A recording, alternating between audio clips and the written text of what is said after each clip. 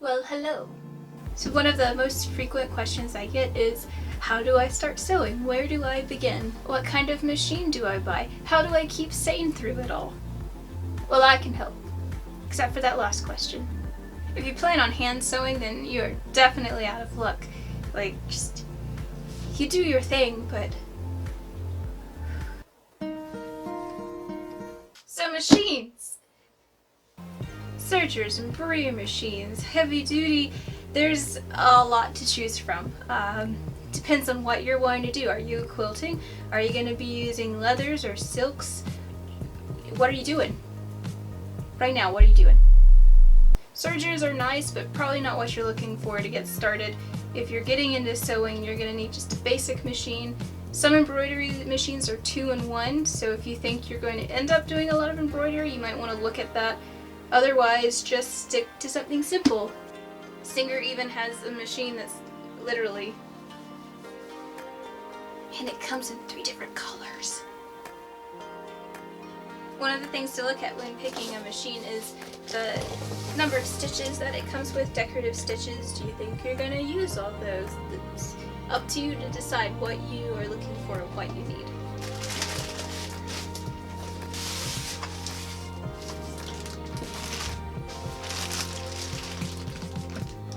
It is so cute! The aroma of a new sewing machine.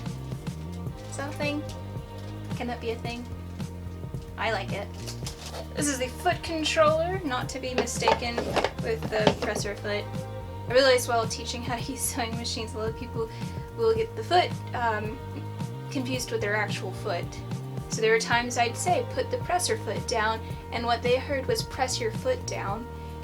There goes the fabric, jumbling through the machine.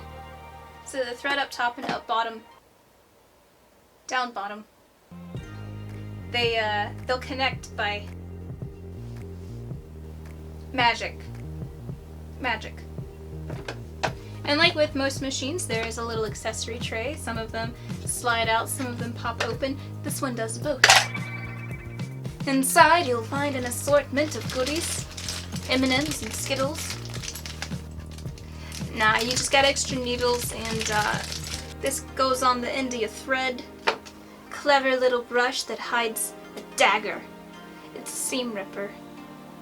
It'll undo your mistakes, but at a cost. Hey! Edgar will now demonstrate how to use the machine. You start by smushing your face against it. Second step, smush your face against it some more until you fall asleep on it. Sometimes you get accessories that help with buttonholes, zippers, and make it additional feet. That's where this accessory is used. Like a little hat, little thread hat. Other materials you'll want to have around include scissors just for cutting fabric, scissors for cutting the other things such as paper patterns, 2 different pair of scissors because it's going to really suck if you use these for other things and you go to cut your nice expensive fabric and they're dull. And now your fabric is ruined. Thimbles are great when you don't forget to use them. Tape measure. Lots of pins. I've got these on a little magnetic board, and these are on a pin cushion that I've sewn to a wristband just for convenience.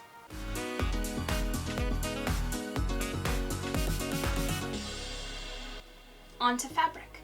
If you're just starting out, you can find a nice tweed or cotton, even polyester. You're going to want to avoid the more dressy fabrics like silks and satins, or you can be like me and buy all the fabric anyway and just hoard it until you feel ready to use it. It's been 5 years. Shut up, fabric.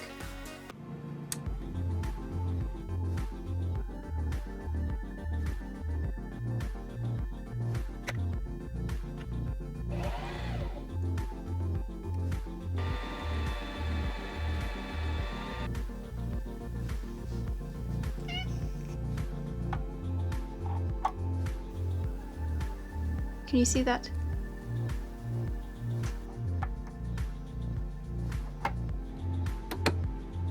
Find yourself some scrap fabric to test it out. Oh wait, we have to thread the needle.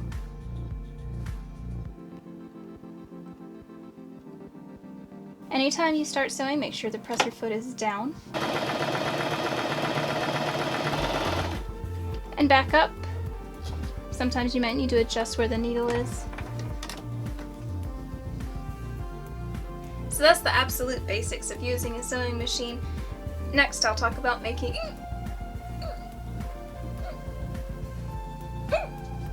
Next, I'll show you how to make your own dress form and use patterns. Do the like thing if you like, do the subscribe thing if you super liked. Bye!